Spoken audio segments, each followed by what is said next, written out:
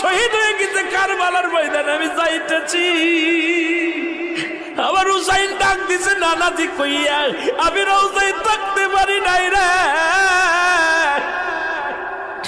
আমি হুসাইনের দেখার জন্য নবীজি রওজা থেকে উঠা গেছি।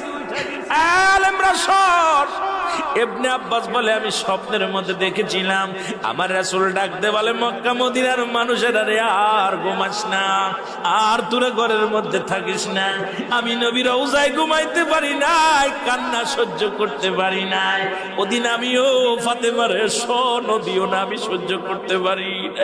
আমার হুসাইন যখন ডাক দিয়েছিল না নাজিয়া মুহাম্মাদ মুহাম্মাদান করে যেদিন ডাক দিয়েছিল রে, সেদিন আমি নবী রওজা থেকে পাগলের মতো উঠে কারবালা পর্যন্ত চলে গিয়েছিলাম।